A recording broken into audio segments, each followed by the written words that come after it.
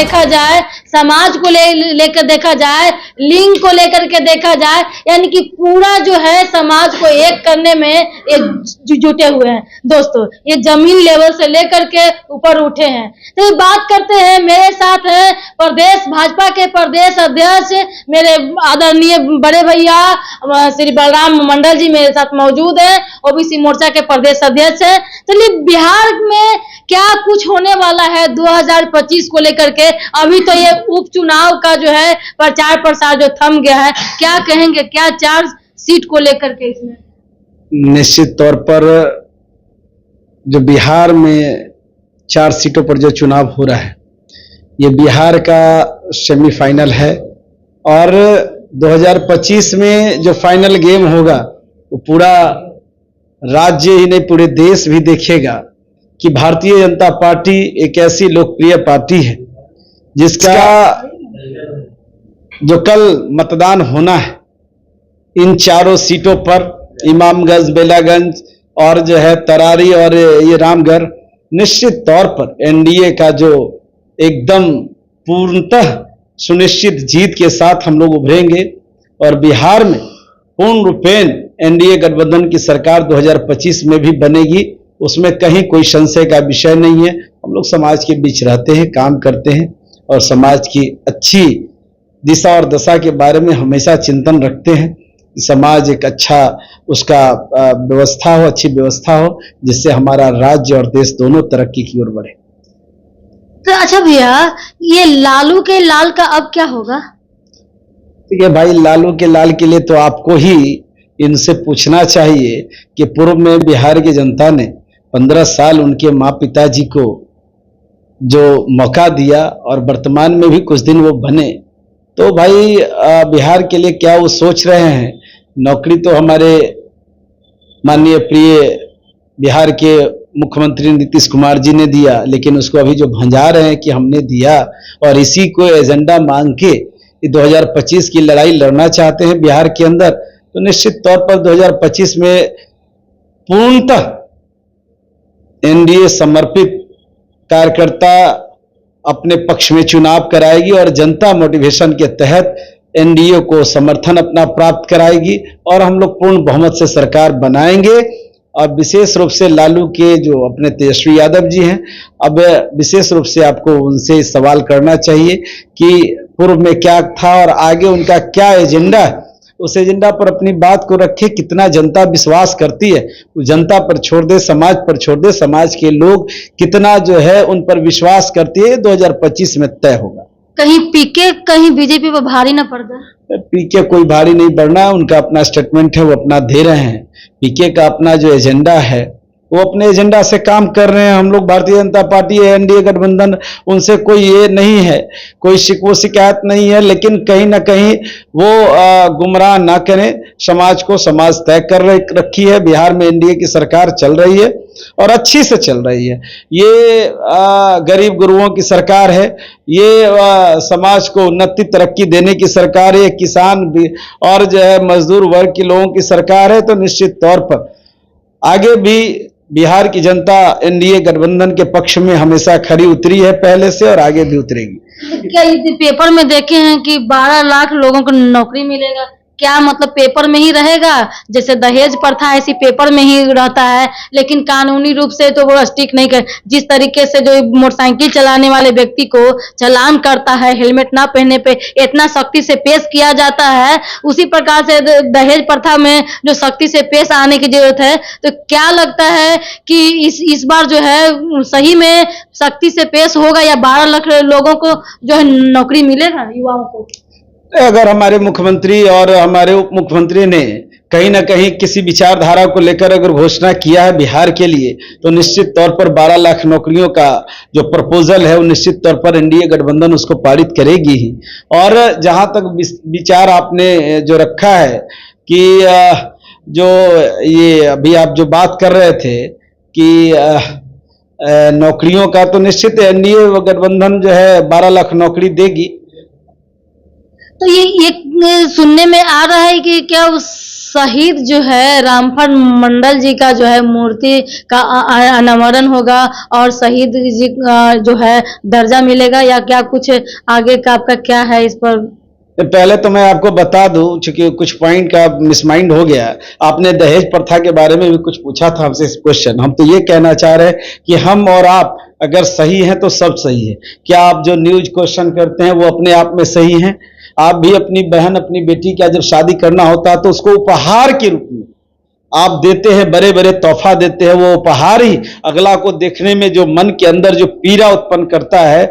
आप जो है 50 लाख 25 लाख का जो मर्सरीज गाड़ी और क्या क्या अपनी बेटी के सुख सुविधा में जो आप देते हैं, तो आप उतना सामर्थ्यवान है अपनी बच्ची को उपहार के लिए दे, लेकिन उसका इंप्रेशन उन गरीब और वैसे माता पिता पर पड़ता है जो अपने बच्चों को शादी करने जाते हैं। तो निश्चित तौर पर वो तो आपके लिए उपहार जरूर लगे, लेकिन जब उसका देखा देखी जब समाज के अंदर जब होता है तो वही दहेज का रूप ले लेता है और वही डिमांड हो जाता है, भाई गरीब गुरबा को विवाह करना है तो निश्चित तौर पर आप उसको दहेज का, आप उसको दे रहे हैं तो तोहफा हो गया और गरीब लोग उसको दे रहा है तो दहेज हो गया। यही अब आप अगर सही हो जाइएगा, बड़े लोग जो है लॉ इन ऑर्डर सही हो जाएगा और लोग जो है बड़े व्यवसायी सही हो जाएंगे, या बड़े जो लोग हैं वो सही हो जाएंगे दहेज के प्रति उपहार के प्रति, निश्चित तौर पर तो समाज भी सही हो जाएगा। और जहां आपने रामफल मंडल जी के बारे में कहा, तो हमारे रामफल मंडल जी हमारे पुरखा रहे और एक उन्होंने आइडियोलॉजी के रूप में देश के लिए काम किया है, आइडियल के रूप में देश के लिए काम किया है। उन्होंने 19 वर्ष की उम्र में अपनी प्राण की आहुति हंसते हंसते दे दी, इसलिए कि हमारा देश के लोग सुरक्षित रहे, सम्मानित रूप से रहे और आजाद भारत को आजाद करने में वो अपना, और शायद मोस्ट बैकवर्ड अति पिछड़ा समाज का पहला बेटा, धानुक समाज का बेटा, जो पहला जो 19 वर्ष की आयु में जो उन्होंने हंसते हंसते भागलपुर सेंट्रल जेल में फांसी चढ़ा, निश्चित तौर पर वो अनुकरणीय योग्य है और उनसे हमें प्रेरणा मिलती रहती है।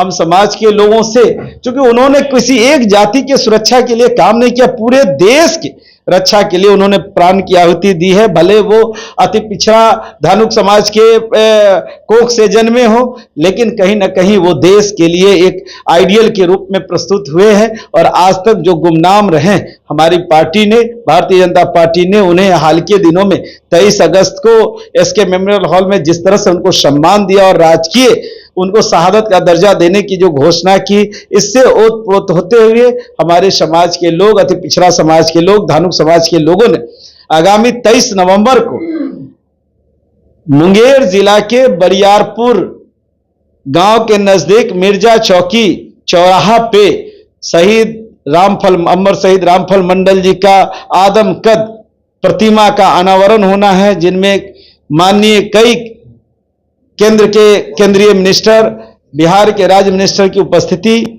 वहां होगी और सारे लोग इस कार्यक्रम में शिरकत करेंगे।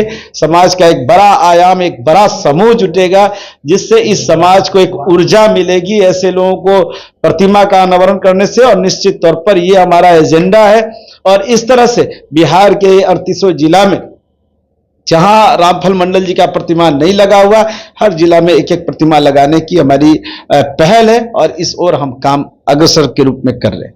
भाजपा के धुरंधर बड़े नेता का एक स्लोगन आया है कि एक रहेंगे तो नेक रहेंगे, बटेंगे तो कटेंगे। इस पर क्या कहते हैं कि बहुसंख्यक को एक करने की कोशिश में है और आपके जो विपक्ष वाले हैं, जो जैसे अल्पसंख्यक को, ये क्या मतलब कि ये राजनीतिक मुद्दे तक रहेंगे? नहीं, ऐसा कुछ नहीं है। माननीय उत्तर प्रदेश के हमारे लोकप्रिय मुख्यमंत्री योगी आदित्यनाथ जी का ये स्टेटमेंट बहुत ही सराहनीय स्टेटमेंट रहा है। बटने का तात्पर्य यही है, जिस तरह से देश के अंदर अंग्रेजों ने जिस तरह से हम लोगों को फूट डाला और फूट डालकर जो शासन किया हजारों वर्षों तक, निश्चित तौर पर उसी के तहरीर पर उन्होंने कहा कि ऐसे मौका परस्त लोग देश के अंदर रहकर इस समाज को बांटना चाहते हैं, समाज को बांटना चाहते हैं। इसमें यह नहीं है कि हिंदू को बांटना चाहते हैं, मुस्लिम को बांटना चाहते हैं, सिख को बांटना चाहते हैं, ईसाई को, ऐसा उन्होंने कहीं इंडिकेशन नहीं दिया और है भी नहीं। वो देश के अंदर सामाजिक समरसता को बरकरार रखना चाहते हैं। और उन्होंने कहा है कि देश में जो बंटने की परिदृश्य है उस चीज को रोका जाए। अगर हम बंटते रहेंगे तो निश्चित तौर पर हमें कटने के लिए भी, कटने का तात्पर्य यही है कि हमारे ऊपर जो फिरंगी प्रस्तियां हैं, जो बाहरी परिवेश के लोग हैं, जो नहीं चाहते हैं कि देश के जो उन्नति और तरक्की हो, ऐसे लोग पुनः जो है हमें बांटने का काम कर रहे हैं, तोड़ने का काम कर रहे हैं। इसी आधार पर उन्होंने इस बात को ये रखा है। लेकिन जो आपके विपक्ष लोग हैं जो कह रहे हैं कि सब वार जो है जो मुस्लिमों पर हो रहा है, क्या देखिए, विपक्ष के लोगों के पास कोई समीकरण ही नहीं है। खड़गे जी बोले या फिर लालू जी बोले या जो बोले, सोनिया जी बोले, कोई भी बोले, उनके पास तो कोई मुद्दा है ही नहीं। तो मुस्लिम एक मुद्दा बना के चले हैं कि ताकि मुस्लिम समाज का वोट जो है भाजपा से डाइवर्ट हो। आपको समझना चाहिए, हम कहीं हिंदू मुस्लिम सिख ईसाई नहीं करते, हम सब आपस में भाई भाई हैं और सबको साथ लेकर चलना चाहते हैं।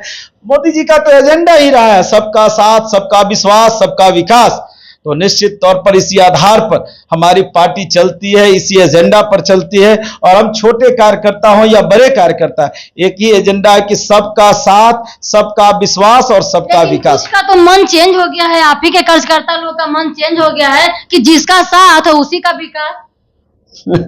ऐसा कुछ नहीं है, जो जितना वर्क करेंगे उनको विकास होगा, ऐसा कुछ नहीं है। और जो जिस लायक हैं, जो काम करते हैं पार्टी के अंदर, जितना समय देते हैं, और कुछ तो नसीब के ऊपर भी छोड़ दिया जाए। पार्टी में तरह का हर बिंदुओं पर मिलाया जाता है, हर बिंदु से उनको जोड़ा जाता है, जो जहां फिट बैठते हैं पार्टी प्राथमिकता उनको देकर आगे बढ़ाती है। चलिए, बहुत बहुत धन्यवाद। ये मेरे साथ दोस्तों ओबीसी के धुरंधर जो है नेता, प्रदेश अध्यक्ष जो है बलराम मंडल जी मेरे साथ मौजूद हैं। ये कहना ये चाह रहे थे कि आप गलतफहमी का दोस्तों बिहार में शिकार ना हो, क्योंकि बटेंगे कटेंगे को लेकर के, जैसे इन्होंने कहा कि जाति वर्ग में इन्होंने नहीं बोले, भारत जो है एक है, सब एक साथ में रहेंगे। तो पाकिस्तान, चाइना अगल बगल जो आंख उठा करके जो देखते हैं तो वो चीज नहीं देखेगी। इस तमाम बातों को लेकर के योगी आदित्यनाथ जी ये बात को लेके कहे थे। और जो है शहीद जो है रामफल मंडल जी का 23 तारीख को जो है मुंगेर में जो है मूर्ति का अनावरण होगा। बाकी एक तरीके से ये भी तमाम बातों को लेके यही कहा गया, शहीद का कोई जाति कोई धर्म नहीं होता है, सबके लिए होता है, बस भारत के लिए होता है। और जो भी कहे कि सब हम लोग जाति में बटे नहीं, हम एक हैं, भारत एक है। जय हिंद।